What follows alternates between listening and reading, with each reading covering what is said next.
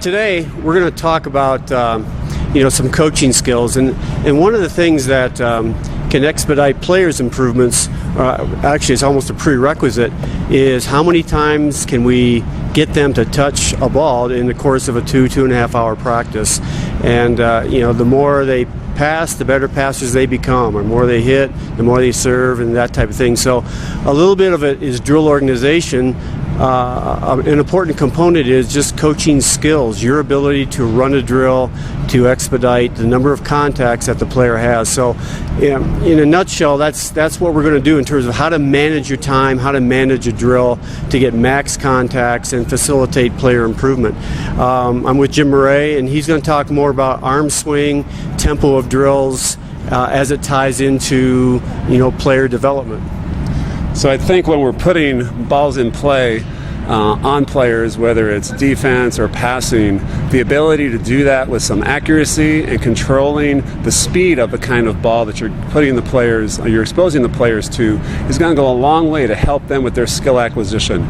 The more precisely I can put the ball on my players in a learning, with a learning type speed, and then progressing them up to higher and higher level or faster speeds and faster velocities, the quicker I think our players are going to learn the actual mechanics of the different skills. Whatever you're teaching technically, the more repetitions your players get at doing that technique, the sooner they'll be able to master that technique. So that's kind of my gist on the whole thing. Whenever I have new coaches in our club, it's always a big priority of mine to help teach those coaches how to put balls on players so that players can learn skills with the mechanics that we're teaching. So there's a lot of onus on us as coaches to be able to control the ball in a fashion to help our players learn skills. So that's it. That's what we're going to do. We're going to keep it pretty short, but hopefully there'll be some keys that either the head coach or the assistant coach can implement into the practices and make your practices more efficient and more productive for the players. So today we're going to be taking a look at some coaching skills developed around coach-centered drills. We've got some players here demoing for us. On my far right, Natalia King, who's a junior in our club. Emily Fish, who's a sophomore in our club. Wave to the camera. Very nice. Jordan Poulter, who's a sophomore in our club, and Taylor Cooper is a sophomore in our club. So they're going to be demoing some skill work with us today as we talk about coaches being able to hit at players. So if we could have a couple players go down there. So I think it's important when you're doing a coach-centered drill where you're trying to increase the reps that the players are getting, and where you're working on a particular movement for the players, that you have to be able to hit the ball to the players with some accuracy. So Jordan's just going to catch right now so that we can kind of show what we're trying to do here from a coaching perspective. So I want to be able to hit the ball with some control towards my player, and right now I'm trying to hit it in between her knees and her waist. And this would be working on her digging a ball about waist high. That's a little higher than her waist on that one. So as I'm doing this, I want to talk to you about the skill of kind of hitting the ball with control at players in drills. So it's an abbreviated kind of arm swing because you might hit thousands of balls when you're running drills in your practice session. So we want to do kind of an abbreviated arm swing where we're setting up similar to a good arm swing, but we're not going to go into full extension for a bunch of reasons. But we're going to go into kind of like a smaller, more compact kind of swing. This is going to allow me to hit with some more accuracy, and it's going to allow me to hit with tremendous volume and not really put any kind of much wear and tear on my shoulder. So here I'm going to try and hit the ball about knee high to the players here, so they can work on, step in Taylor, so they can work on coming in and digging the ball to the target.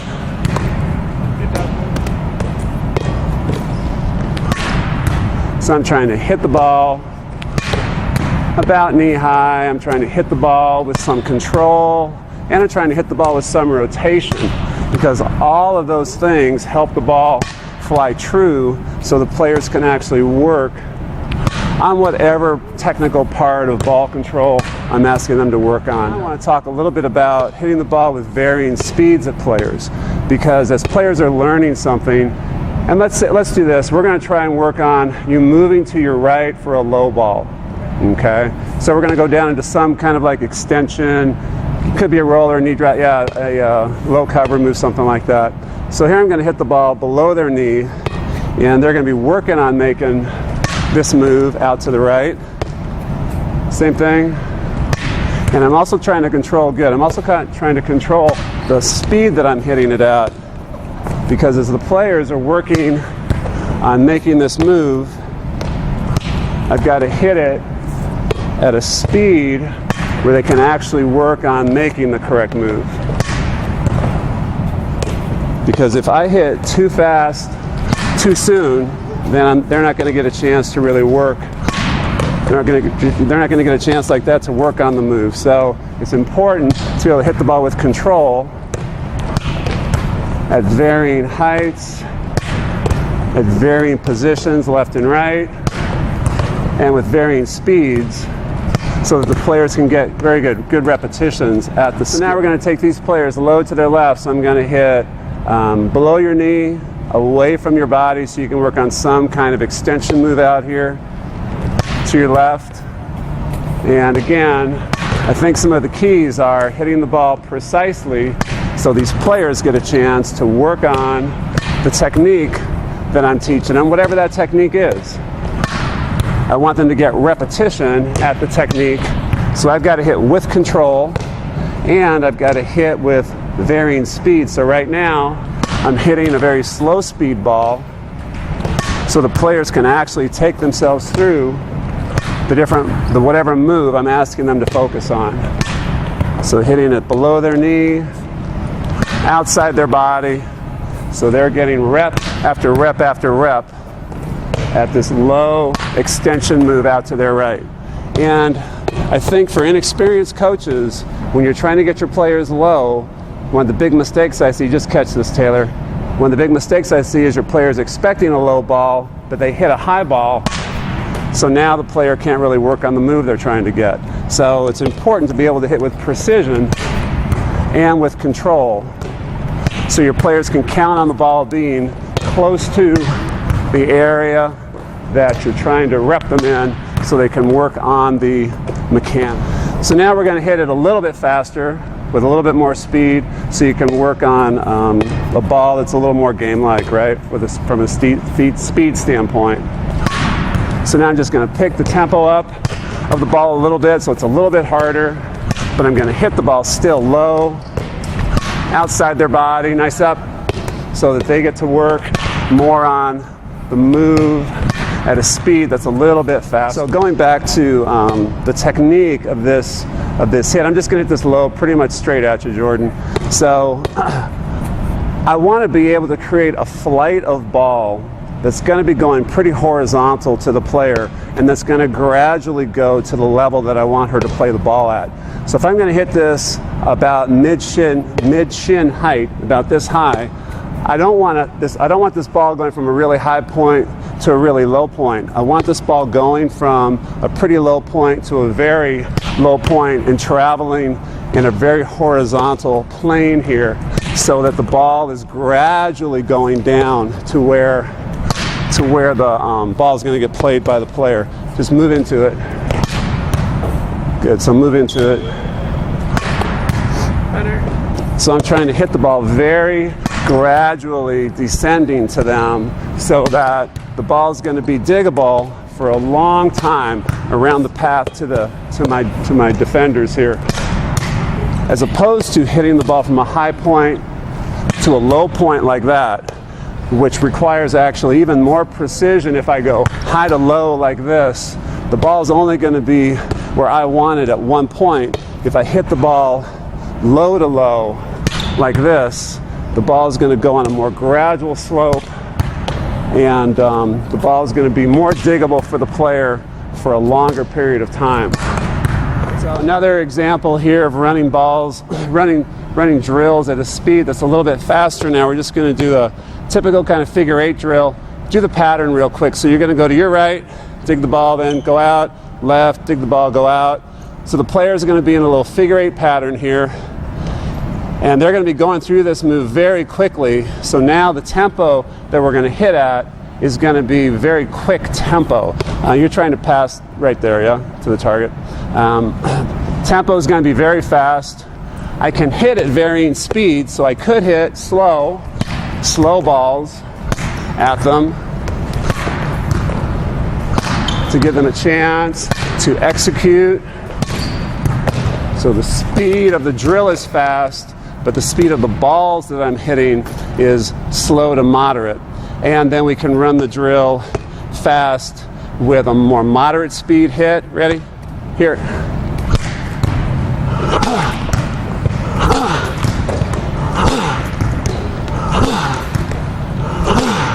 Good. So let me rotate out.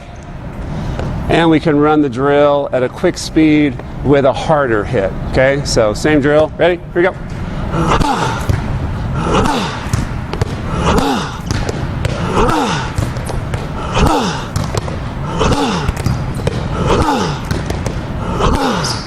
Good. So, same drill. We looked at the tempo of the drill being fast, but hitting the ball at the players with varying speeds. Slow speed ball so they can actually work on maintaining technique. Moderate speed ball as we're challenging the skill of the hitters. And then a very fast, high speed ball where the players have to really challenge their skill execution. So, the technique we talked about is more of an abbreviated type swing, a compact swing. Get all the strain out of your shoulder as a coach, so you can manage all the volume of repetitions, creating balls that fly on a more horizontal type plane with rotation, with topspin, so the ball is going to fly true for the players and gradually go down to them so they can work on actually getting their body lower to handle the ball, as opposed to a ball being hit high down at a steeper arc. And we talked about speed, talked about flight, and then just tempo. Controlling tempo in drills too. You can run drills with slower tempo, so it's more of a learning atmosphere, up to higher, faster tempo balls where the players have to learn how to maintain the skill that you've been working on at a very breakneck type speed. Okay, so obviously serve receive is a real important part of the game and your ability to play at a high level. How many times can I get my players to pass the ball in the course of a 2-hour practice? That's really important. And how I implement this is pretty important. If all I do is rely upon my ability for one player to serve to the other player, that other player is not going to touch as many balls as they can, especially at the younger levels. You know, we want players to go from player to player, ideally. But if they don't have the skill to do it, then in this case, the server is keeping the passer from improving. So we'll temporarily take the server out of it, and the coach is going to help the passer. So I have to do a couple things to expedite the improvement. One is how I enter the ball. And I want to be able to keep my eyes on the passer while I'm entering the ball, which pretty much precludes this type of serve. Okay? Couple reasons. One, it's too slow. Two, if I toss it up and serve a traditional overhand contact, I can't see what the passer's doing.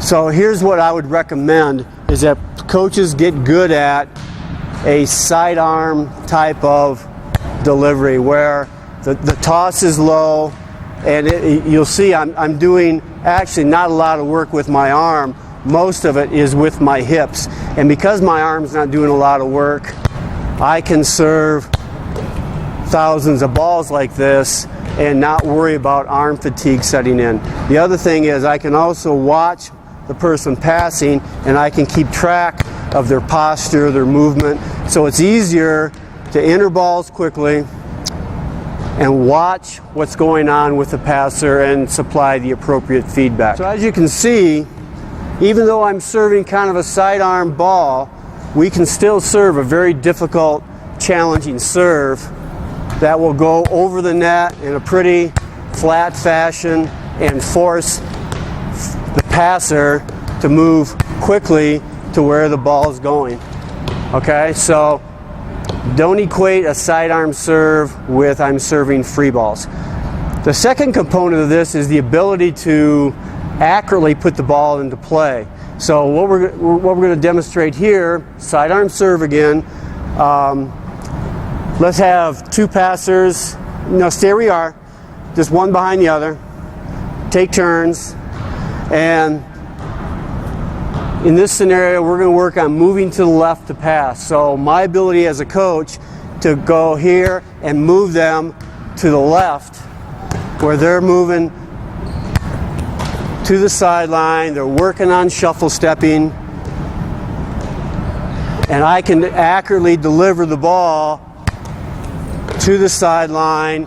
So we're taking the serving ability out of it, and the player can just focus on one thing. I'm going to move to my left, they're working on their posture, working on their contact point, whatever the point of emphasis is.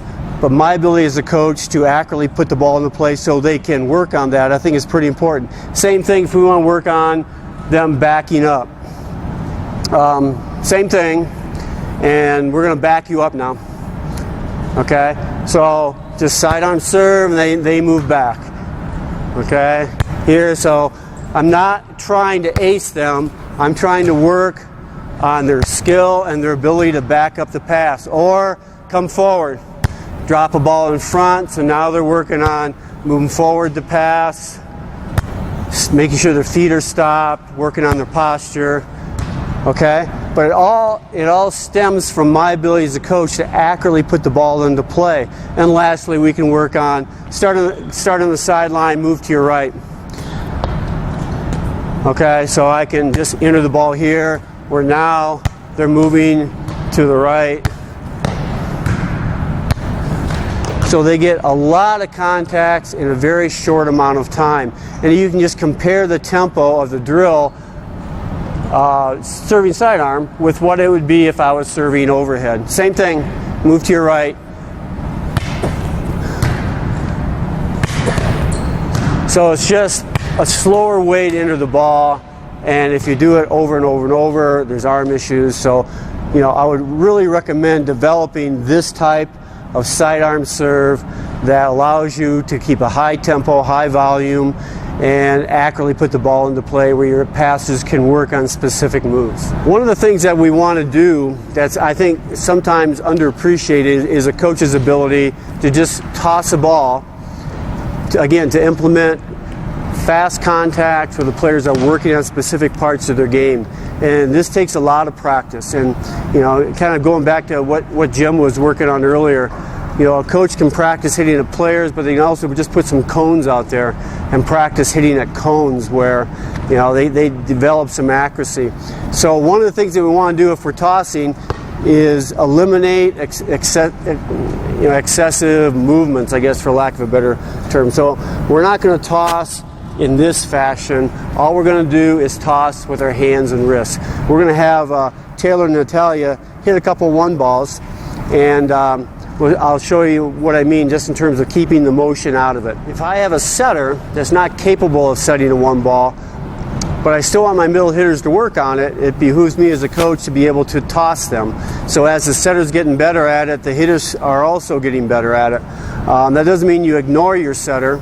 You want to give them some contacts, but you also want to have the ability for the hitters to take the setting variable out of it, and they can just focus on their own skill.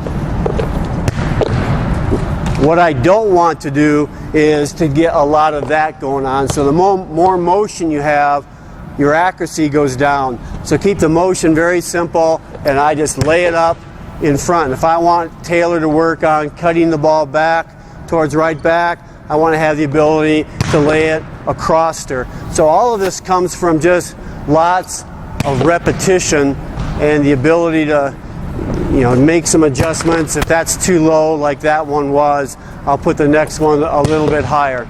Okay? So again, I think it's well worth the time for a coach to work on this skill so they can work on developing their own hitting mechanics. The last aspect that we're going to cover relative to tossing is how it impacts your ability to work with your setter and get them into a setting rhythm. I'm firmly convinced that the best setters are always in a rhythm and a tempo as they perform the skill. And what I can do as a coach is I can facilitate a tempo. So as I toss the ball to our setter right now, I'm going to toss the ball in front of her, so she's going to just take a left-right move and set the ball. So as you see, as I'm tossing, I'm just tossing in front of the setter, and it's left-right set, she pops back, left-right set, she pops back. So my ability just to accurately toss the ball in front of her allows her just to work on her left-right footwork.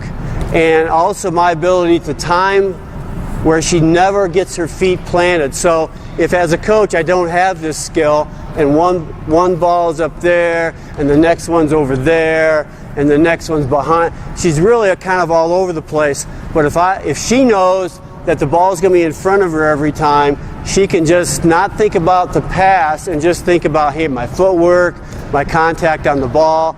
And it's all because we're able to facilitate that tempo with a good accurate toss.